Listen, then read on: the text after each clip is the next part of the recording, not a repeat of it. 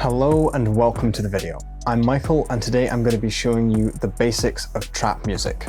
I've prepared a project. All of the samples and some of the presets used are included in a free sample pack which you can download in the description of this video. It's completely free and it might help you in your own productions. I've also included all of the samples from my lo-fi hip-hop tutorial as well. I've prepared this project because I don't want this to be a how to produce trap in 5 minutes sort of video. I want it to be genuinely helpful, and I've broken it down into 5 main sections. So we have the tempo and the drum beat, we have the bass line, the chords, melodies, and then any extras. Trap is a really broad genre and there's loads of different styles and sounds, but hopefully this will get you up and running with the sort of fundamental core elements of trap music. And if you do learn anything from this video or you enjoy the free sample pack, please consider joining the community here at In The Mix and subscribing. The first thing we're going to start with is the beat. This is usually a pretty safe and easy place to start, and all we need for this is a solid kick drum, really solid snare, hi-hat, and an open hi-hat. Those are the 4 elements you need to start off with, and you can build in other elements like shouts and stuff afterwards. I started this beat by setting the tempo to 140. This is a pretty safe place to start. Anywhere between 130 and 150 is good, but remember you can always just pick a tempo and then later you can decide whether it's too fast or slow and adjust it. My pattern is going to be 32 steps long, which is twice as long as it typically opens up, and I'm just going to start by putting hi-hats on every second step using the grid button to navigate to the second half of the pattern. And if I press play, you'll see that the playhead moves along. Now I'm going to add in the snare, so I'm just going to place the snare here and here. The kick drum requires a good sense of rhythm. You want to really put it in a place that really makes this beat sort of really groove well. So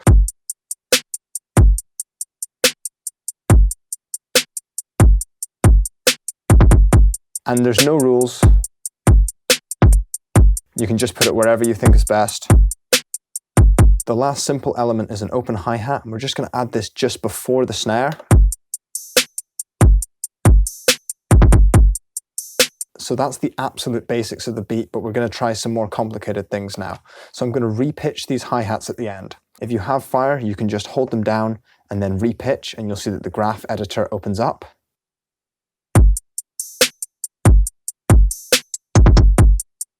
That kind of effect is something that you hear quite commonly. If you don't have Fire, you can open the graph editor here and repitch them like this. And remember that you can do whatever you want. If you want to fill in the hi-hats like this, that's absolutely okay.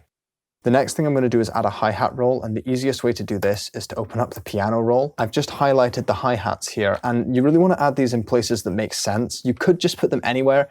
I like putting them just before a kick or a snare to kind of highlight and throw you into that next beat. I'm going to use this one. The easiest way to do this is to take one side of the note, drag it out, then select it by pressing Ctrl and right-clicking and dragging over the top of it. Press Alt and U, and the piano roll chopper will open up. This time multiplier will chop it into more steps. So let's start here and see what this sounds like. That sounds great to me.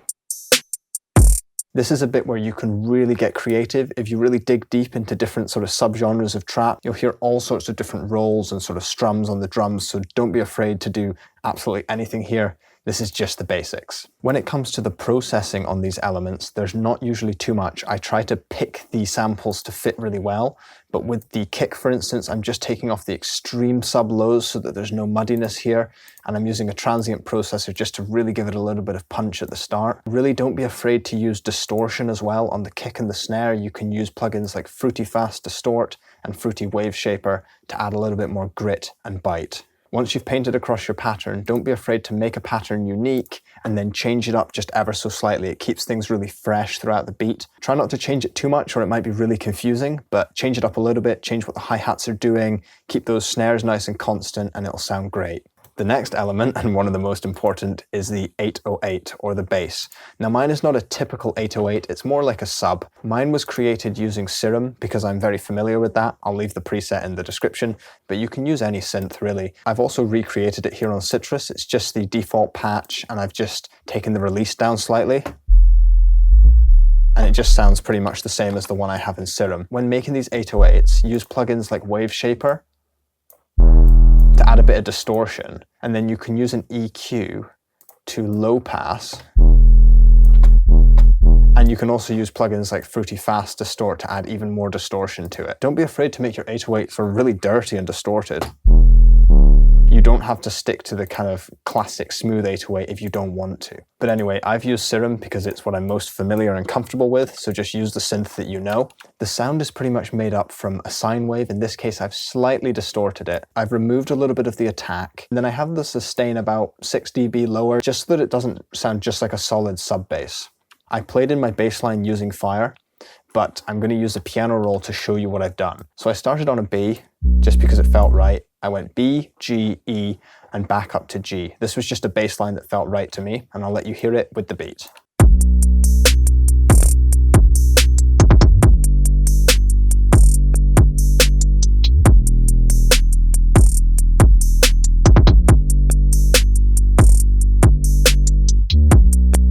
When starting out, it's good to try and keep it simple and not too complicated. The only things I have done are these extra little transitional notes, which can really add a lot of personality to the beat. Once those notes have been put in, I've automated the pitch wheel here, and most of the plugins will have a pitch wheel of sorts.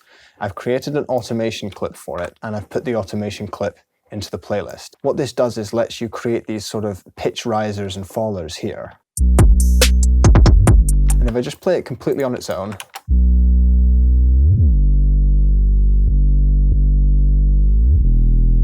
again, it adds a lot of attitude and style to the beat. A little tip here would be to copy the value at 50% and make sure that when you start a new note, you paste in that value at 50% so that the pitch is absolutely perfect. If you're on a phone or a laptop, you're probably not going to hear this very well. So what I do is I add another bass, which I just usually call a gritty bass, on top of it. And this is pretty much the same patch, but all you do is you take out almost all the low frequencies, so low cut it up to about 200 hertz or so, and then you distort it, and the result you get sounds like this.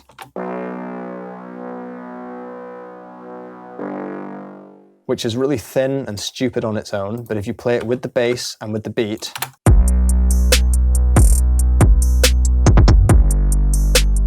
it just means that your bass line is going to be heard across all sorts of devices. One last thing to note about the bass line is that sometimes I've restarted the bass note when a kick hits. Sometimes that can add a little bit more style as well, but if you don't want to, just keep them solid. With the bass line, I've also side-chained it to the kick, so I'll link a side-chaining video right here. I have the Fruity Limiter plugin, reducing the volume of the bass every time the kick hits, just to make sure that that kick really punches through the mix. Next, we're going to move on to the chords. So take a note of the bass line here, B, G, E, and G, and we're going to go to our chords. Now you can use any sound for this. You could use a piano, you could use a pad. I have a pad that sounds like this. It's really atmospheric and airy. And what we're going to do, if you know how to play piano or you know music theory, you might want to skip this section. We're just going to play chords that match the bass line. And initially I figured these out by playing on Fire, but I'm going to show you them in the piano roll so that people with no music theory can follow along. Basically, what you do is you put in the bass note. In this case, I have a B, so I put in the B there.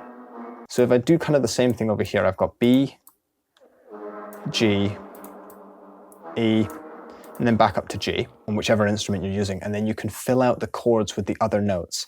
But if you're a beginner, that doesn't make any sense. So basically go up to this one here and find these chords here. So in this case, I'm just going to choose a minor chord. Minor or major is a good place to start, so I'm going to go with minor.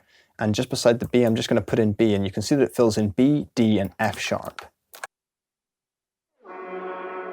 And it sounds minor. Now the next chord could be a minor or a major chord, and I'm going to start with the G as well. So I'm going to go up to this tool again, I'm going to choose a major chord, I'm going to paint it into my G. Let's take a listen to it. Okay, and then the next one, E, you could fill in with a minor or a major chord. I'm going to choose a minor chord and see what it sounds like.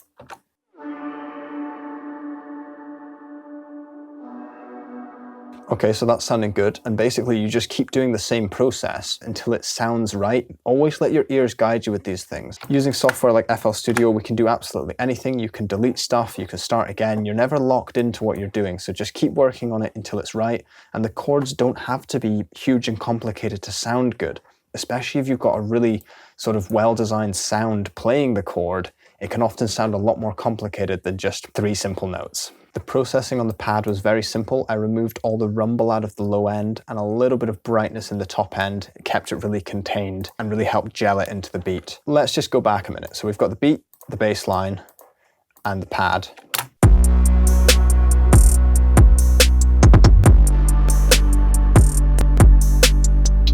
But the element that we're really still missing is this melody here. And the melody is usually the trickiest thing because it has to be really simple, but it still has to be captivating. Now I've chosen to use Serum to create my synth here. It really is a very simple patch, but I go through a little bit of reverb and a little bit of EQ to really confine it to the mids and the upper mids here. While the final sound is very simple, sometimes that's exactly what you need, and you don't want a lead that's too complicated, especially when you're just trying to get an idea down. My biggest piece of advice for the melody is to just play on a MIDI keyboard. Fire's great for this because it's really compact. Just keep refining it and refining it. Don't head to the piano roll too soon. And if you're not happy with your melody, the best thing you can do is step away from your song for a little while, come back to it with fresh ears and try again. I played around for 5 or 10 minutes before I even started jotting anything down in the piano roll. If you don't know music theory, what you can do is just start playing around with notes that work in your scale, and you'll know if a note is wrong. If a note is wrong, it's going to sound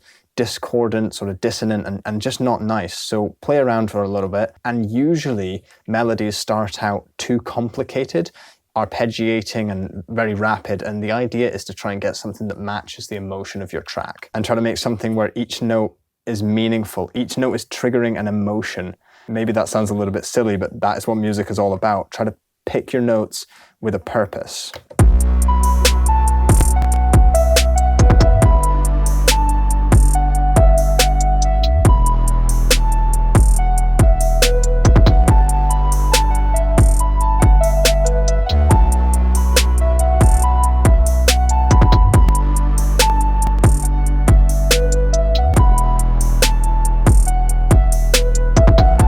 I'm playing with quite a lot of latency because of the screen capture, but that's kind of sounding okay.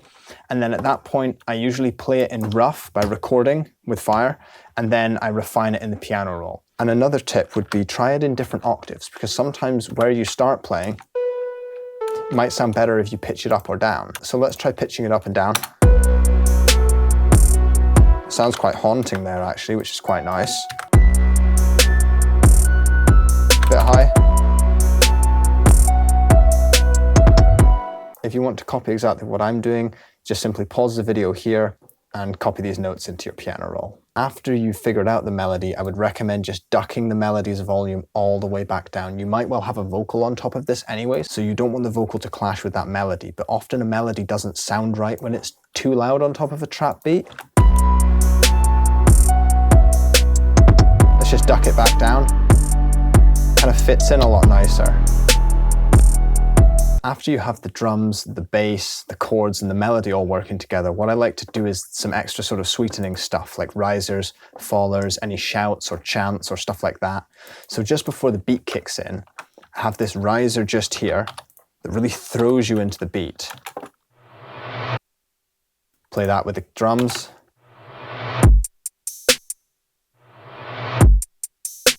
To match that riser, I have this faller on the other side that sounds like this.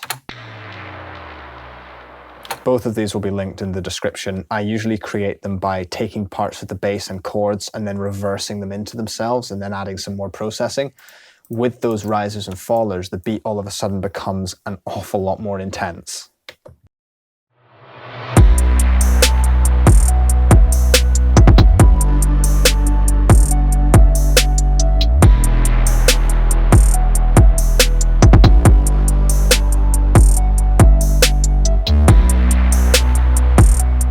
Of course, this is just the basics of how to make the beat. There's many ways to program trap beats. Some people prefer using like an FPC drum machine and playing in the drums manually. That's cool. A lot of people use their hands to play in the chords and melodies, and they wouldn't use a piano roll. So just try lots of styles, find out what's best for your workflow, and I hope this video has been helpful in some way. Thank you very much for watching, and I hope to see you in the next one. Bye for now.